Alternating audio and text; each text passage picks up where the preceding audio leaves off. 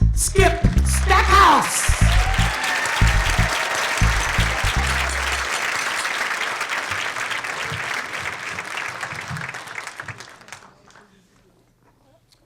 Good evening. My mother used to say to her bevy of little ones, "Children, be nice." And I was. I was a mischievous little boy, but I was one of those good little kids that never gave my parents any grief. And she would have to reel in the other children from time to time, especially around meals, everyone clamoring for their place at the table. And Mother would say, "Now, children, be patient. Patience is a virtue." Well, yes, it is. And I discovered that it can even save your life. I was thinking about when I had to be the most patient in my life and for the longest period of time. And this story, without question, comes out of that period. Have you ever been the only one? You know, the only one of your kind in a room or at the party. Back in the 70s, being the only black person in a place, any place, brought with it some rather intense discomfort. And that's when you had to listen to all sorts of tasteless things being said, hateful, insensitive, ignorant things, when you had to be patient so as to not make a scene, or so that you could escape the room with your sanity. Or just as bad, you find yourself, or the room finds itself, gripped in that uncomfortable, brittle silence. Now, remember, 1970, this is only a few years after cities and black people are being burned all over the country. But being the only one forced me to learn something about myself and others, and to learn something about the power of patience, especially since I had to be in such a place for 24 months. I got married in 1969 at the age of 22, and almost immediately had to leave my city and my young wife to go to work in a hospital in Grand Rapids, Michigan. Now, this was because I was a conscientious objector. Now, that's a phrase you don't hear much of anymore, but it meant that I was opposed to war, and I would not submit to military conscription. I was a young Christian minister, you see, the only one on the ward at the time, and violence of any kind was outside of my way of living. Now, I'm the only black person, but I'm also the only young married man. I'm the only relentlessly happy fellow. And as it turns out, I'm the only left-hander.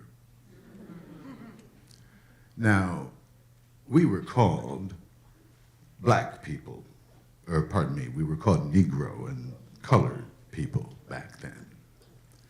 I was put to work in Butterworth Hospital in the Department of Radiology as an orderly.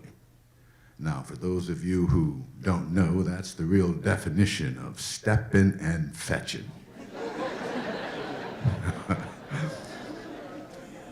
That's what I and two other young men had to do for 8 hours a day. Now, the other two young men were very educated, hippie-like individuals.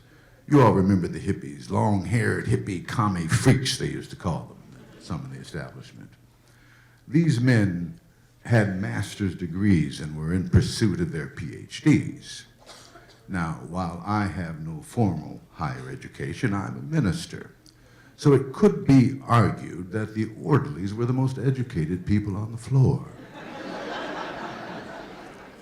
Well, we were placed at the beck and call of some 50 to 60 people, some of whom were doctors, others were radiologic technicians and students, and there was an assortment of administrators, all of whom were white, and most of whom were well-meaning, even in their ignorance.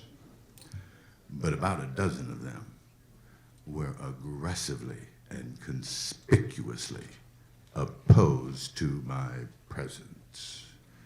One kid even called me a jigaboo, which did not startle his parents at all. Now, you know what orderlies do. We empty bedpans, emesis basins, generally run errands, and do as you were told. The people for whom my presence was the most unsettling were by and large a gang of young white males whose testosterone levels would spike and boil every time they saw me. Now, I was naively unaware of this, and it didn't help that I was puppy dog friendly, which had an endearing effect, however innocent, on women.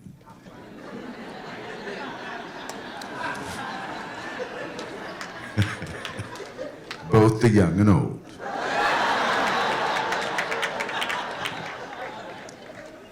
And I must say, some of it was not so innocent. But I remember one young man who did not work there, but he's key to the story. He was a patient with a serious digestive problem, Crohn's, dysentery, or something worse. And he had made it known that he did not want me or anyone like me in his room. Now, given where I'm from and my upbringing, this makes no sense to me, but I'm a peace lover, so okay. Then the day came when his body failed him, embarrassingly. His bowels let loose while he was incapacitated on a gurney, and there was no one there to clean up that mess but me. Now, the visual is gross, but the story is interesting.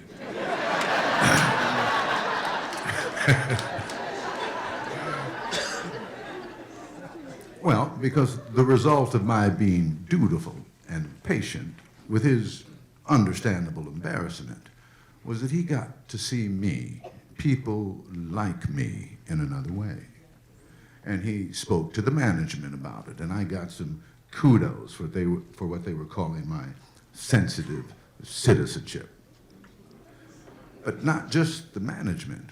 Word spread about the whole floor, and the women in the department got to hear about my good service, and some of them made the mistake of touching me, however casually, during their expressions of kindness and appreciation, all under the watchful, steely eyes of these young men who, I guess, considered themselves the guardians of their purity. My heroics did not have the same effect on these young men. They were quite an assortment of young toughs. There were skiers, ball players, there were a few bodybuilders, and there was the ex-military lieutenant, so there was some built-in hostility there, given that I was a conscientious objector. Now, these people were angry, often, and they just wanted to fight. They wanted to hurt somebody. And I guess I looked like a good candidate for their mischief. Now, understand something. I don't fight. I don't understand why people fight when you can talk a matter through. A fight, your hands get hurt. Your face gets hurt. There's the blood, the convalescence. I see no advantage to it. These fellows found themselves in a position that they simply could not resist. They began, after my patient episode, I'm a bit of a star now after my cleanup performance. So these young men began saying things, unpleasant, edgy things, but not downright hostile. Things like, so you think you're special. You must be proud of yourself for cleaning up shit. stuff like that. I guess some of it was a bit hostile. But it didn't end there. They began feeling me up. They would grab and squeeze my biceps as they walked deliberately by, or feel my stomach while making such comments as, "So you're pretty fit, huh? You lift, huh? What's your best weight? What's your best lift?" Well, at this point, I'm kind of thinking, this is just boys, just being playful. I'm playful, so okay. Then one of them says, sort of out of the blue, "You want to arm wrestle?" Now, I am the runt of the litter in a family of very fit males. And arm wrestling is something I had done a lot of, and I had never lost. Except to my brothers, both my younger and older brother, but to no one else. So I'm all in. I'm thinking we're going to have some fun, do some bonding. The other two orderlies, clearly seeing more than I, or knowing more, tell me not to do it. They smell trouble. But I can't see the harm in it. So the young fellow who made the offer says, "Meet me in room 4 at 2 o'clock. Now, room 4 is the x-ray room furthest from the main corridor. And it's a light day, not much going on, so I go to room 4. Where I am surprised to find 8 to 10 guys huffing and puffing and looking quite menacing. Now, the leader of this pack is the military fellow, and he's clutching a wad of dollars like you see when men are shooting craps or at a cockfight behind the barn, and he's pounding his fist into his hand. Lots of adrenaline in the room. These fellows have all lined up to arm wrestle one guy. But I'm thinking, okay, win or lose, it's still going to be some fun. And then I get into position and discover that everybody's right-handed but me. I protest. "This isn't fair. I'm left-handed." "That's too damn bad," said the lieutenant. "You should have thought of that before you agreed." "Well, all right. If I've got to go right-handed, then it seems to me only fair that you guys should have to go left-handed." Well, as it turns out, it wasn't much of a contest with any of them with either hand. Now, understand, I'm making nothing of these victories. Remember, this is something that I'm good at. It's not as if it was a cook-off where I would have had no chance. But for these fellows, it was the Olympics.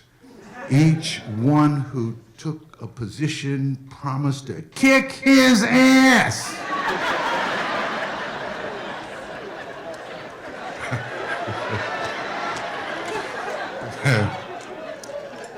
And I'm simply thinking, next. I left that steamy room with heavy, heated eyes burning on my back. In minutes, the most aggressive of them, the one who made the initial offer, comes storming in to where the orderlies hang out, anger blazoned on his face. "You think you're so damn tough?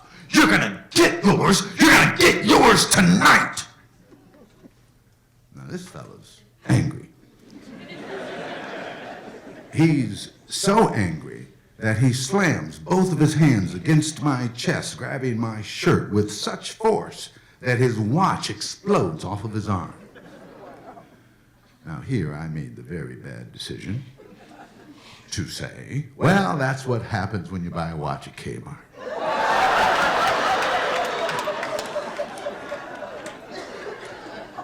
At least I didn't get it from some nigger on the street. In his anger, he is trembling and on the edge of tears. And the other orderlies are looking at me with that "I told you so" stare. But before they could say anything, in comes the lieutenant, the ex-military guy, into our little cubby of a room. It's kind of a storage room, boxes all over the place, and we use them as seats.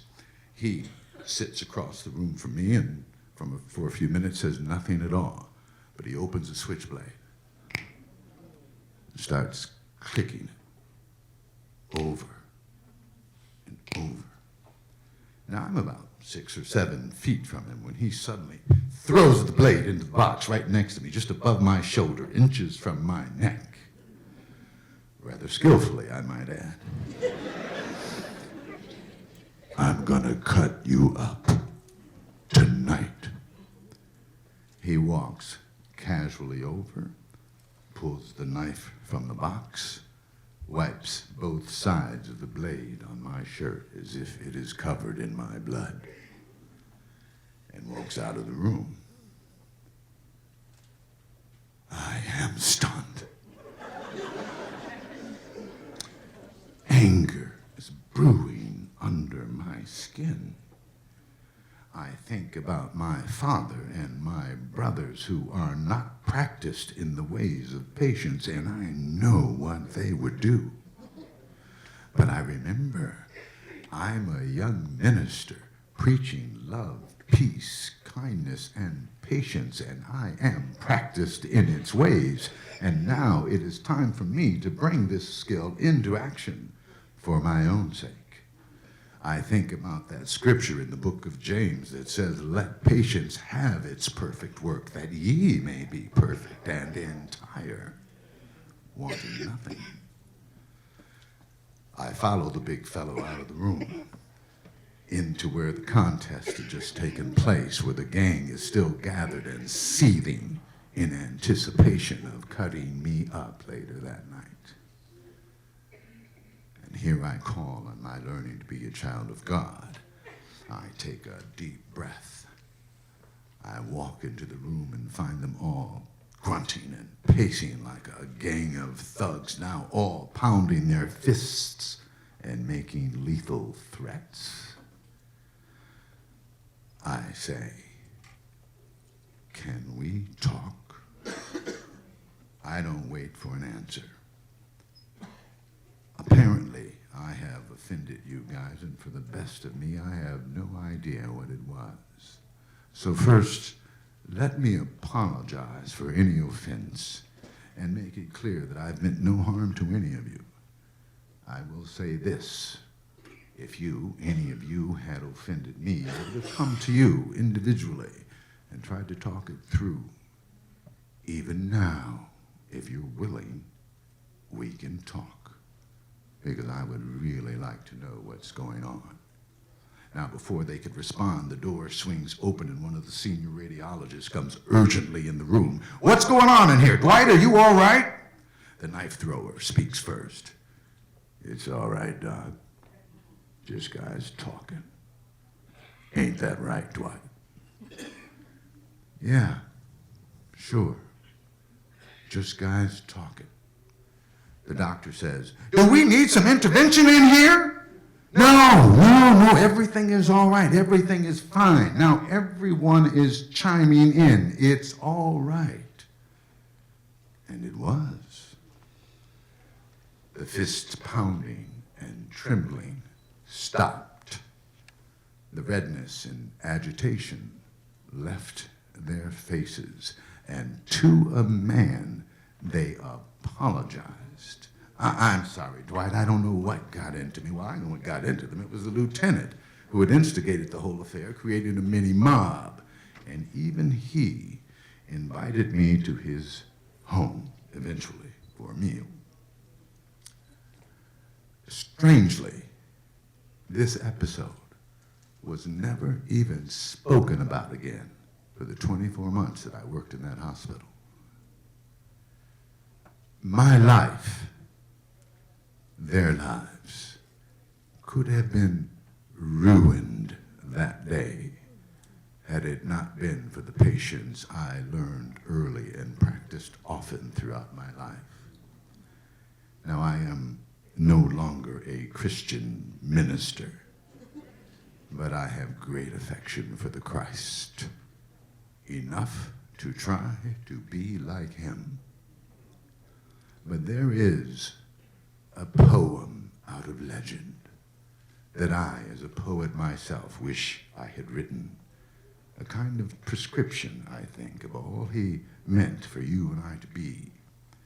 The poem is called the Desiderata, and I would like to share the closing lines of this poem with you. You are a child of the universe, no less than the trees and the stars. You have a right to be here. Therefore, be at peace with God, whatever you conceive him to be, and whatever your labors and aspirations in the noisy confusion of life. Keep peace with your soul, with all of its sham, drudgery, and broken dreams. It is still a beautiful world. Be cheerful. Strive to be happy. And I would add, be patient. Thank you.